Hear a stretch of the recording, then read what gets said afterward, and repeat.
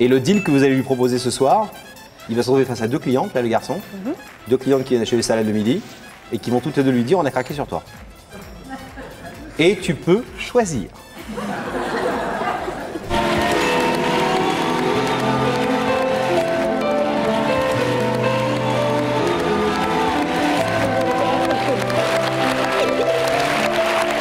Parfois, ça nous valait des remontrances de la part de TF1 le lendemain. On pouvait quand même se le permettre parce que voilà, on était costaud.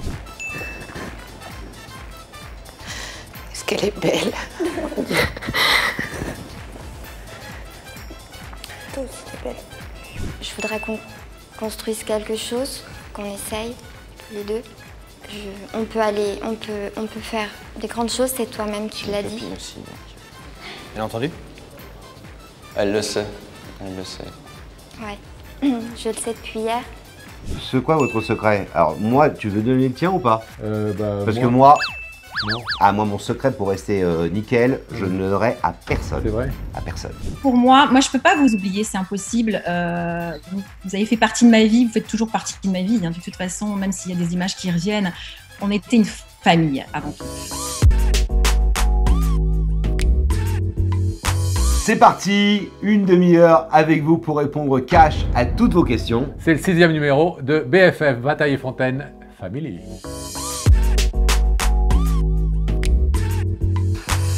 Beaucoup de questions, Pascal, sur nos attitudes, sur notre physique. Alors, on l'a déjà dit, hein, vous n'avez pas changé. Beaucoup de gens nous disent ça. Merci, un grand merci.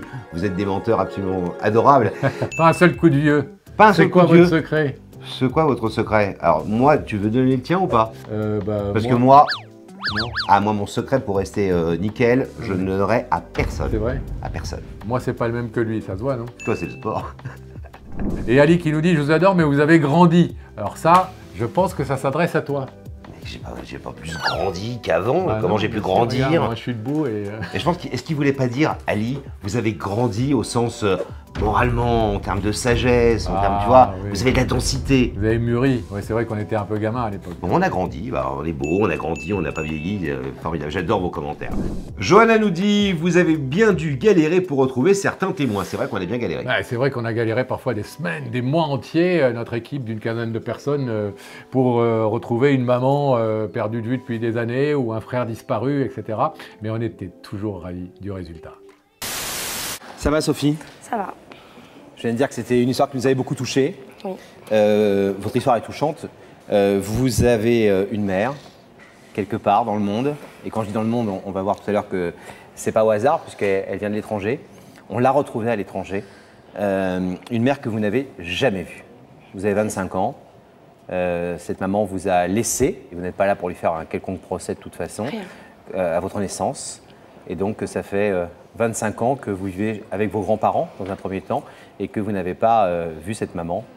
Photo d'elle ou pas? Oui, jeune, petite, adolescente, jeune femme parce qu'elle est partie à l'âge de 24 ans.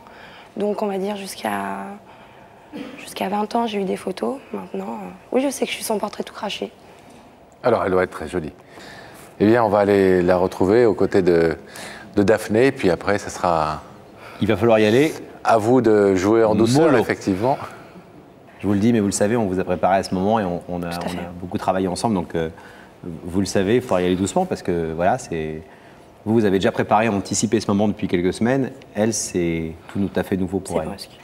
Bonsoir Martine. Bonsoir. Vous allez bien? Un peu nerveuse. Un peu nerveuse. Alors je ne sais pas si vous voyez la beauté des yeux de Martine qui brillent. Alors je ne sais pas si c'est des larmes de joie ou des larmes d'appréhension. En tout cas, vous avez de la lumière dans les yeux. Vous pensez à des gens en particulier? Si, Oui, vous pensez Oui. à des gens. D'accord, des gens que vous n'auriez pas vus depuis longtemps. depuis longtemps. Et c'est pour ça que cette émotion monte à vos yeux. Je ne vais certainement pas vous faire attendre plus longtemps, parce que je pense que vous avez assez attendu. Donc je vais vous demander de vous lever, Martine, s'il vous plaît. De suivre ça, mais la vérité est au bout du couloir.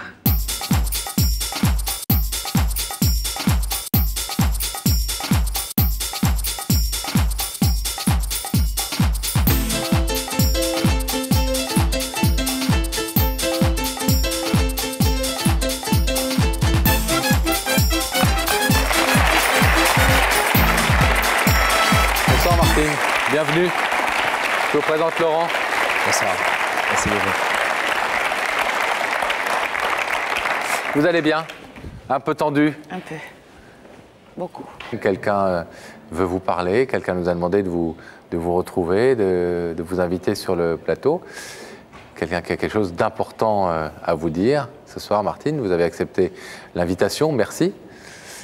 Détendez-vous un petit peu. Ce ne sont que des bonnes nouvelles dans notre émission, des nouvelles positives, des gens qui viennent avec des intentions chaleureuses. Et si vous le voulez bien, on a un principe dans cette émission, je ne sais pas si ça existe en Espagne, c'est de proposer des indices. Regardez là-haut, s'il vous plaît. Martine, dans la vie, crois-tu qu'on ait toujours le choix? Non.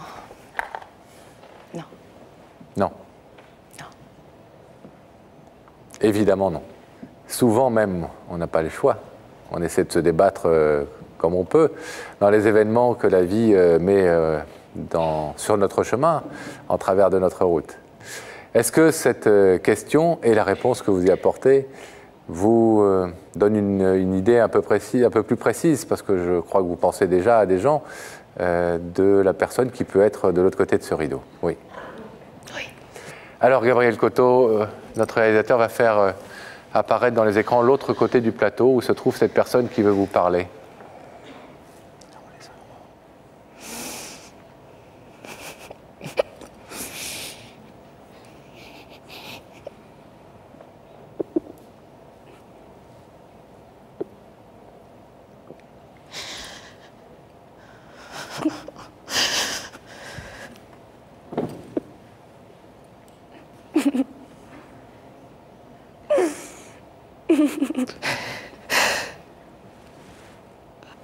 Ça va, Martine?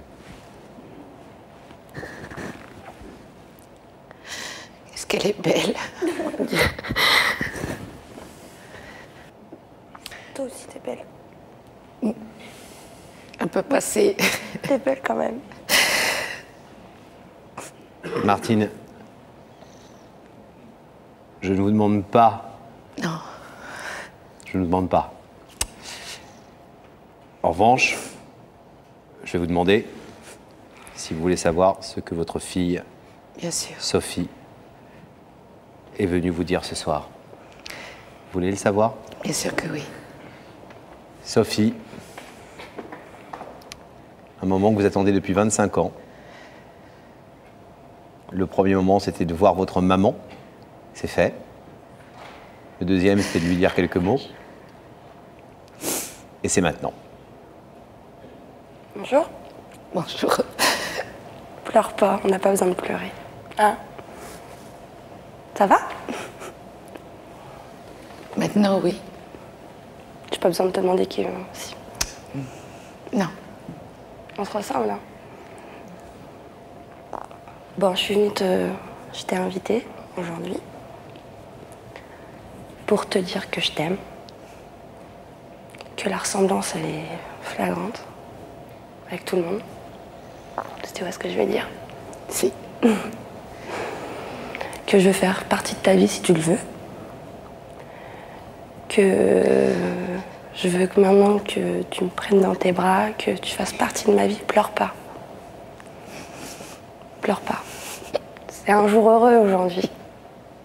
J'espère que tu as été heureuse dans ta vie.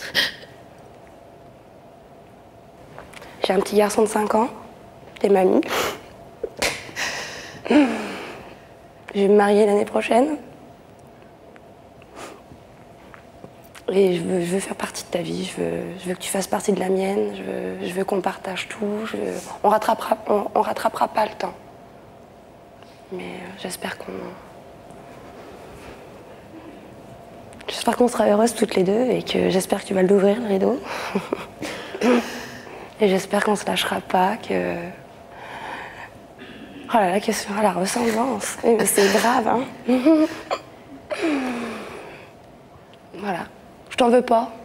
Je t'ai jamais jugé, rien. T'inquiète pas. Je veux même pas savoir pourquoi.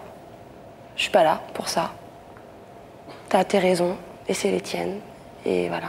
Il doit y avoir des circonstances. Et qu'on n'est pas là. C'est pas un jugement, ça regarde personne de toute façon. Exactement. Hein, t'es d'accord avec moi? Si. Bon, bah. Je parle pas espagnol, hein. Ça fait rien. Moi, je parle français. Bon, bah c'est nickel, hein. Et voilà. Tu l'ouvres? Ça valait la peine de revenir d'Espagne, Martine? Si. Oui. Je vais vous demander néanmoins, pour respecter le rituel de l'émission, de vous mettre debout là, s'il vous plaît, face au rideau. Je peux me lever. Vous pouvez vous lever. Face au rideau, je vous laisse seul, parce que c'est un moment que vous devez vivre sans moi.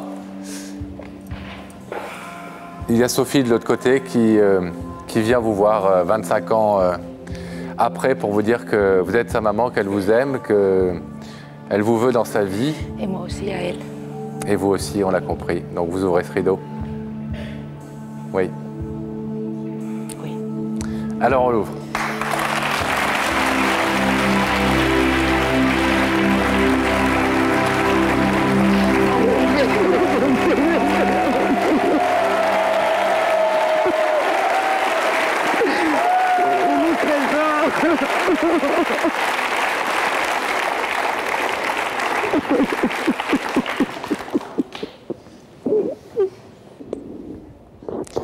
Martine et Sophie, on va vous laisser vous retrouver tranquillement.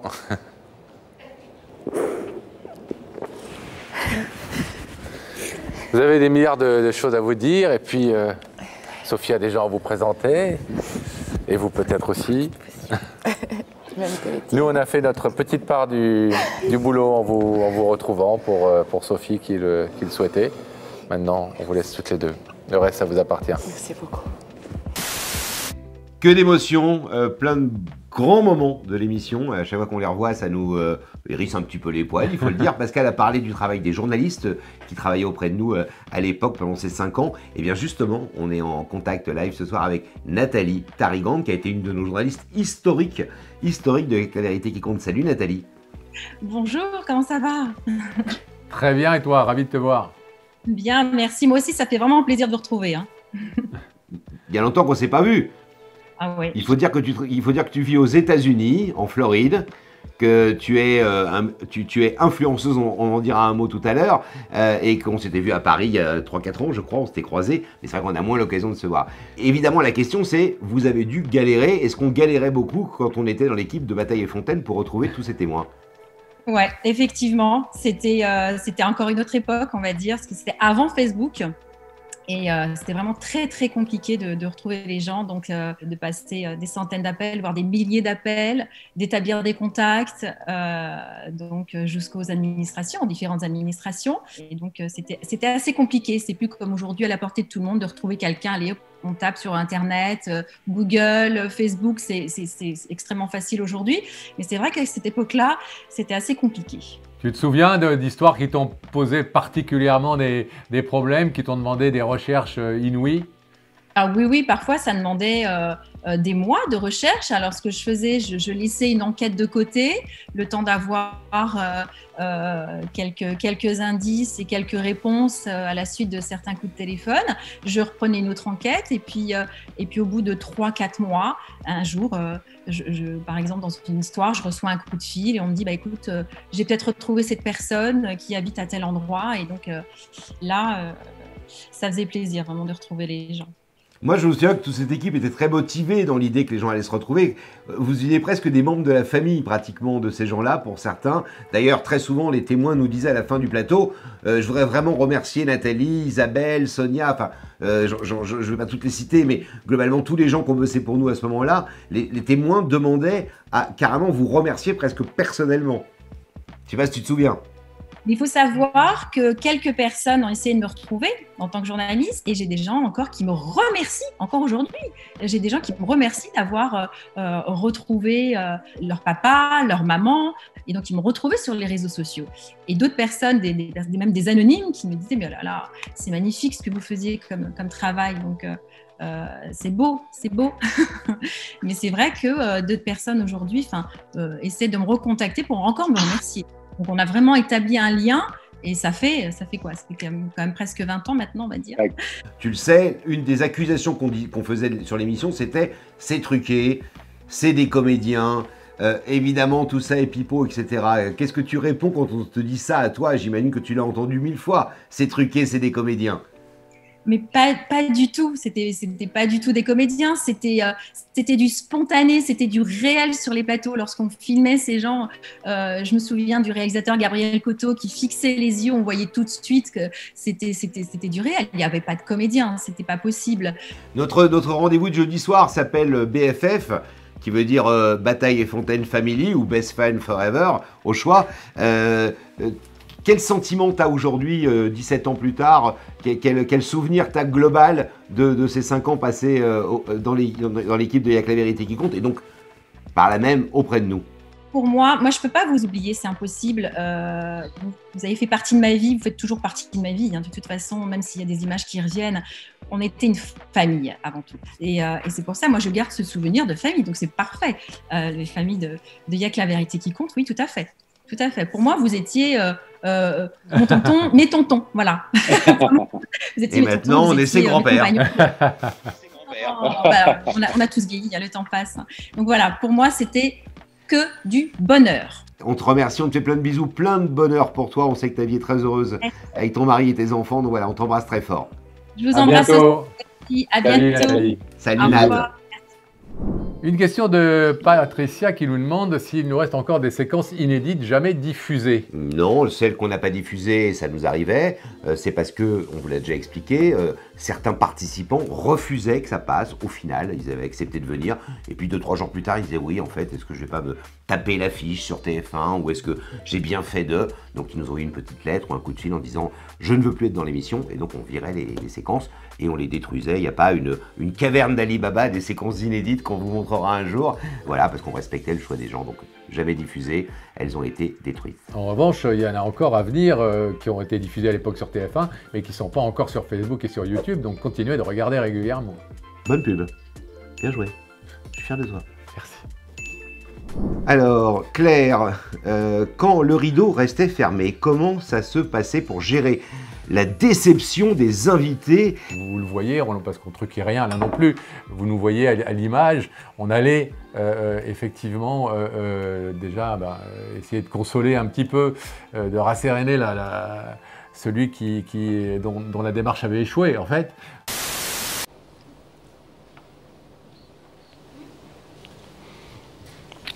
Ouais, tu me vois? Ouais, c'est bon, ouais. Ouais? Ouais, c'était ce que je pensais. Alexandre, voilà. Si je t'ai fait amener ici, c'était tout simplement pour te dire que je t'aime. Que je suis hyper sincère avec toi. Depuis le début, je suis tombée amoureuse une seule fois, c'est de toi. Sinon, j'aurais jamais fait la démarche que j'ai faite là. Voilà, je t'ai prouvé que je t'aimais.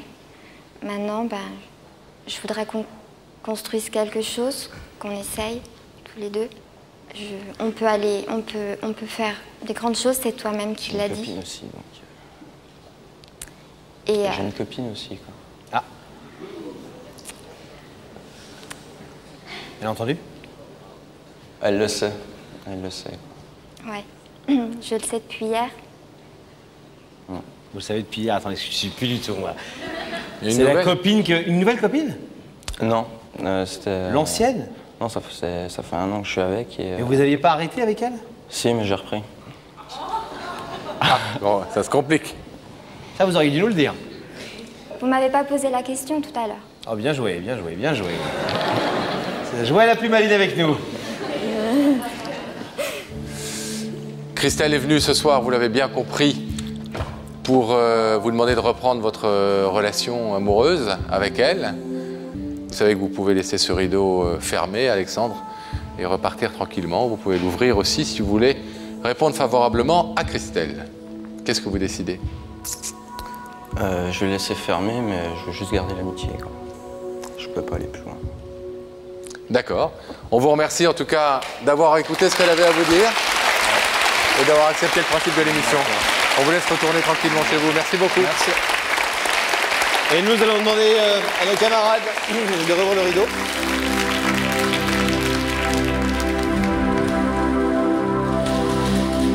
Venez nous rejoindre, petite princesse. Ça va? Ouais, ça va aller. Eh, attendez.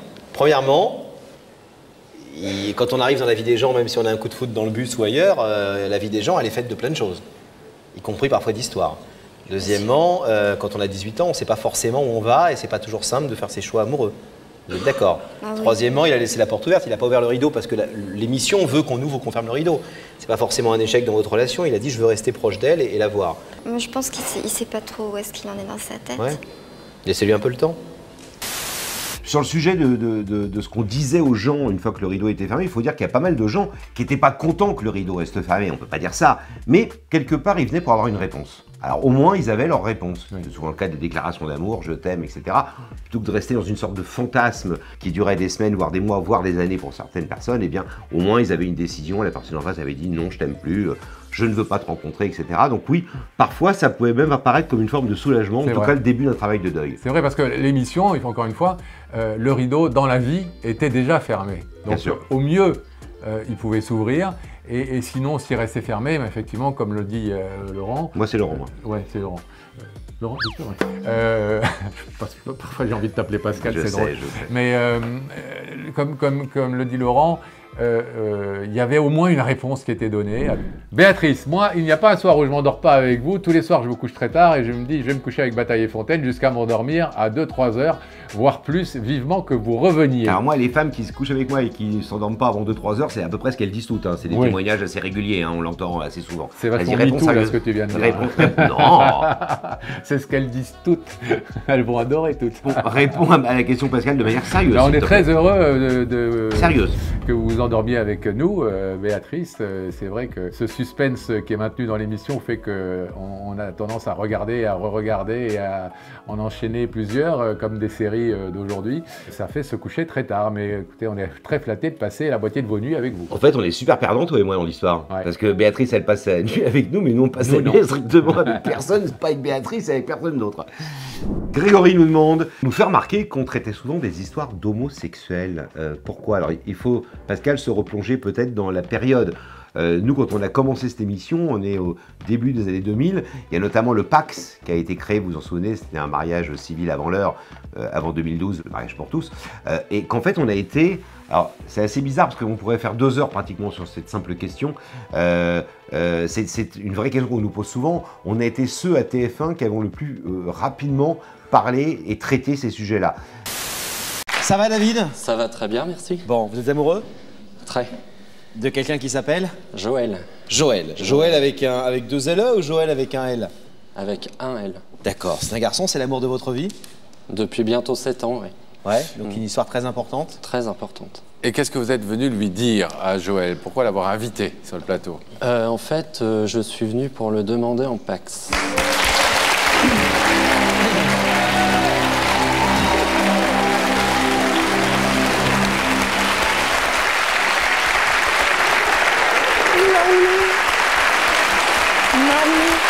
Alors? J'ouvre le rideau. Vous ouvrez?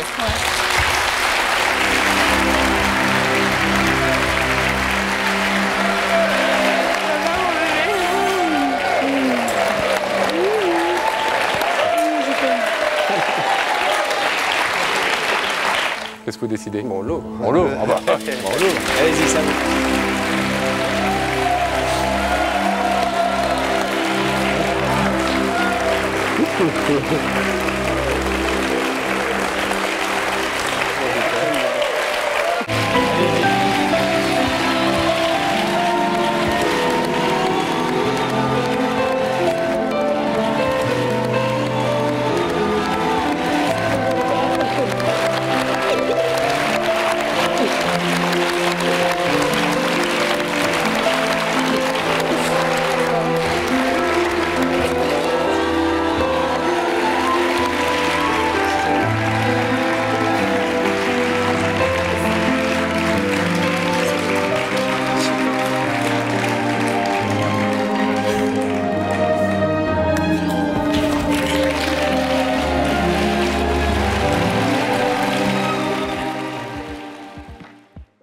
la puissance de notre émission, vu le nombre de gens qui regardaient le lundi soir sur TF1, 3,5 millions, 4 millions de personnes. On voulait, avec Laurent, on ne s'était pas investi d'une mission, mais on voulait effectivement participer un peu de la vulgarisation de l'idée selon laquelle un homosexuel ou un hétérosexuel, c'est pareil, c'est des gens qui s'aiment. Effectivement, il n'y a pas de raison de traiter différemment une histoire d'amour hétérosexuelle ou homosexuelle. Alors en 2002, dans 2003, c'était peut-être plus difficile qu'aujourd'hui de faire passer ce message-là, mais notre émission était tellement forte que même si on perdait des milliers de téléspectateurs sur cette séquence-là, parfois ça nous valait des remontrances de la part de TF1 le lendemain, on pouvait quand même se le permettre parce que voilà, on était costaud, parce que vous étiez des millions à nous regarder et à aimer cette émission. Et puis on faisait le pari que, en réalité, notre émission, elle parlait vachement au cœur des gens, et qu'en réalité, parler au cœur, c'est peut-être la meilleure façon de parler au cerveau au final. Donc oui, on pense, à notre modeste place, qu'on a fait un petit peu avancer les choses. Mais d'ailleurs, la communauté homosexuelle ne s'y est pas trompée, car à l'époque, notre émission était très très suivie par des gens qui étaient homo et qui adoraient notre émission. Oui, parce très qu'au soutenu moins, dans la presse gay, têtu, aussi, etc. ouais. Donc voilà, plutôt content de voir qu'enfin on parlait de choses de manière normale dans une émission sur TF1. C'est important de le dire. Mais ça paraît préhistorique aujourd'hui de dire ça, mais voilà, on parle d'une époque qui n'est pas si lointaine. Alors c'est Caro qui nous dit « Laurent me rappelle vraiment Louis de Funès visuellement et aussi son genre ». Écoute, moi je trouve ça, c'est plutôt un compliment, tu ne ressembles pas beaucoup à Louis de Funès, mais c'était quand même l'un des hommes les plus drôles, l'un des comédiens les plus drôles que la France ait pu connaître. Donc c'est vrai que tu es drôle, c'est vrai que tu as toujours fait rire nos téléspectateurs. C'est vrai que j'ai un beau képi. Stanislas nous dit que c'est un signe de grandeur en vous de vous voir ensemble après tant d'années et toujours avec une aussi belle complicité et de la taquinerie, car en général, quand un duo ou un groupe rencontre une célébrité telle que celle que vous avez rencontrée, eh bien, ils prennent la grosse tête ou ils se séparent pour des histoires d'ego ou d'argent, et ce n'est pas votre cas. Ça, c'est une vraie question. Parce que des animateurs qui ont pris la grosse tête, Pascal et moi, on en a rencontré au moins un ou deux. Oui, voire trois peut-être. Voire 4-5. Ouais. Non, je crois qu'on n'a jamais pris la grosse tête. J'espère en tout cas, tous ceux qui ont bossé avec nous peuvent le dire. L'autre truc, c'est qu'on a beaucoup partagé, Pascal et moi, depuis le départ de notre vie professionnelle. D'abord, ça paraît tout bête, mais l'argent, parce qu'il y a eu un peu d'argent qui est tombé quand on était sur TF1. L'ego, évidemment, et la notoriété, parce qu'on était deux et qu'on était souvent reconnaissables à deux. C'est vrai que quand tout le monde vous confond, vous ne pouvez pas prendre la grosse tête, parce que quand tout le monde vous appelle, moi Laurent Fontaine et lui Pascal Bataille, voire Pascal Fontaine et Laurent Bataille, ça rend humble. Elle est très belle. Elle est très belle. Elle a des beaux yeux, vous allez voir, Pascal. Laurent, alors je me trompe, moi, Luce. Laurent Lunettes. Laurent Lunettes, Pascal Legrand. Vous allez voir, Laurent, elle a des beaux yeux.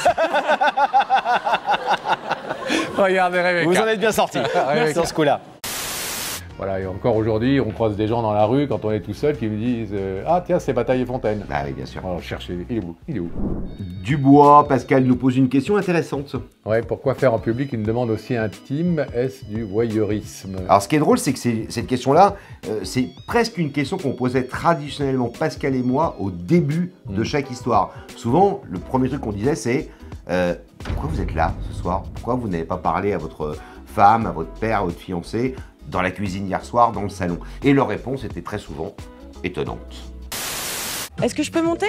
Oui. Vous êtes à quel étage? 5e à gauche. Merci. Bonjour, je suis Rebecca de l'émission Y'a que la vérité qui compte. Vous êtes Abna? Oui. Alors permettez-moi de vous remettre cette invitation, en espérant vous retrouver dès lundi sur notre plateau. Merci. Au revoir. C'est bien chez vous? Oui. Il y a un vague air de ressemblance, hein? Pourquoi?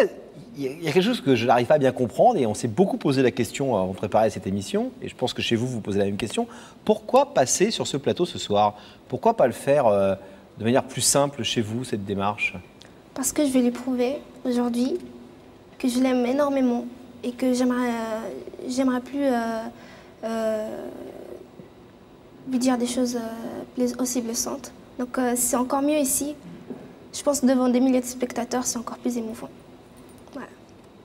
Et Alain, pourquoi vous faites venir Noël sur ce plateau au lieu de lui dire pendant un tournoi « Je suis amoureux de toi, qui suis-je » Bonne question, parce que je regarde votre émission, puis je sais pas, je trouve que c'était une manière originale de faire quelque chose que je n'avais jamais fait. Ça fait environ... 1 an et demi. 1 an et demi. Ah carrément, 1 an et demi, depuis le début. On peut le dire. que toutes les deux, vous êtes, comment dire, j'allais dire chaude. Eh ben ne le dis pas. Tu allais le dire, mais on va faire comme si tu ne l'avais pas dit. Vous êtes... enthousiaste. Enthousiaste. Je te suggère chaleureusement des synonymes. enthousiaste sur un garçon. Le problème, c'est que c'est le même. C'est le problème.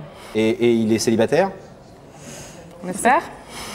Et le deal que vous allez lui proposer ce soir, il va se retrouver face à 2 clientes, là, le garçon. Deux clientes qui viennent acheter les salades le midi et qui vont toutes les deux lui dire on a craqué sur toi. Et tu peux choisir. Scarole, laitue, œuf dur, thon, Non, crouton. Pas thon. Justement, pas thon. Pas thon du tout. Pourquoi ne pas... Ce qui peut être derrière... Vous n'avez pas l'air spécialement timide, les filles. Pourquoi ne pas l'avoir tout bonnement invité un jour C'est toujours compliqué, il y a toujours du monde. Ah bah là, il n'y a personne. Hein. Là, y a juste, vous avez raison, il y a que 3 millions de personnes qui vous regardent ce soir, donc tout va bien. C'est beaucoup plus simple. Plus, à la télé. Bon. Bénédicte nous demande comment faisiez-vous pour trouver des participants qui acceptaient de faire l'émission. Réponse simple. On n'avait pas beaucoup à chercher. On recevait à la rédaction, à la production d'Il y a que la vérité qui compte, à peu près 1 1000 à 1200 demandes par mois de personnes qui voulaient participer à l'émission et qui avaient quelque chose à dire. Donc sur les 1200, finalement, on en gardait peut-être une vingtaine. Oui, puis je me souviens, secret de l'émission, là encore, mais Pascal et moi, souvent les gens me disaient, mais vous faites quoi le reste de la journée à part faire le rideau le lundi soir? Piscine, manucure, pédicure. Ah, ça c'est pour lui, puis moi je travaillais derrière, moi je ramais. Non, voilà, on était tous les deux sur le pont avec nos équipes toute la semaine, comme des vrais horaires de boulot, à travailler avec nos journalistes. Et évidemment, tu te souviens, on passait énormément de temps à discuter. Les journalistes parfois me disaient, mais Pascal et Laurent, vous devez accepter mon cas, il est vraiment génial cette histoire. Et donc oui, on avait beaucoup de facilité à avoir un vivier, si j'ose dire, pardon d'employer ce mot-là, de cas potentiels. Et après, le boulot était un peu plus compliqué quand il fallait affiner et faire un choix final. Plus difficile de trier que de les trouver. Julie nous demande pourquoi Sam ne disait jamais un mot. Je te laisse répondre. Oui, c'était tout le personnage de Sam, tout son côté intriguant et que vous adoriez parce que vous étiez très très nombreux à être fans de ce personnage qui était totalement silencieux, qui avait une sorte de gestuelle qui était toujours la même, très travaillée. Il faut dire que Il y a que la vérité qui compte, c'était une émission qui n'était jamais truquée. Tu vas être sérieux là? Oui, mais il faut dire... Vas-y. Qui était absolument vrai, mais où tout était réfléchi. Et chaque rôle était réfléchi. C'est vrai. Et le rôle de Sam, c'était de faciliter le passage, l'arrivée du témoin qui sortait de la loge de Rebecca ou de Daphné, selon les années, jusqu'au plateau. Donc c'est celui qui prenait par le coude, qui prenait par le bras la personne pour l'aider à franchir le passage jusqu'au plateau. Mais moi j'ai compris que tes gestes. Et il ne pouvait pas parler parce que ce n'était pas du tout son rôle. Non. Et du coup ça lui a donné ce personnage totalement intriguant. Vous étiez plein à être amoureuse de lui parce qu'il était plutôt beau gosse. Il a un côté Angelot, Sam en plus. Il a un côté très neutre. Petit ange de Il y a que la vérité qui compte, qui comme ça... Comment t'as fait? L'accompagnateur qui bienveillant. accompagnait comme ça, de manière bienveillante. Voilà, Sam, on t'embrasse. J'adore votre accent français. C'est une question qui est mignonne, merci Martine. Ouais. Nous aussi on adore l'accent québécois. Je sais pas, c'est bizarre d'imaginer qu'effectivement quand on voit deux Français qui parlent français dans un pays étranger où on parle français de manière différente, on a l'impression que c'est ceux qu'on entend qui ont un accent. Je sais pas ce que c'est l'accent français, il faudrait que vous nous l'imitiez, Martine. Faites une petite vidéo, envoyez-la nous et imitez-nous notre accent français. En tout cas, vous êtes très très nombreux à nous écouter, à nous regarder du Québec et ça nous fait très plaisir. T'es jamais allé au Québec? Jamais. Pourtant, c'est un Martine, immense et un très beau pays. Si vous voulez nous inviter, on vient. C'est pas un jeu que jouer avec la vie d'une personne. Un jeu, il essaye de me faire de la merde. Je m'en calisse-tu, moi? J'ai les doigts. Savez-vous qu'est-ce qu'il disait à ma mère? Il disait je vais te tuer, toi, André. Non, ça, c'est de bullshit, ça. Il y a quelque chose, moi, je trouve que ça a l'air bizarre, cette affaire-là. Peut-être, je sais pas, moi, en tout cas, moi, je m'en fiche bien. Au Rockfest, il y a beaucoup de monde hier puis aujourd'hui quand ils ont... Il a joué un jeu de mots. Il y a quelque chose, moi, je trouve que ça a l'air bizarre, cette affaire-là. Peut-être, je sais pas, moi, en tout cas, moi, je m'en fiche bien. Notre rendez-vous du jeudi soir se termine maintenant. Ça a passé très très vite, mais on se retrouve la semaine prochaine. Voilà, soyez au rendez-vous, on compte sur vous. Bye bye.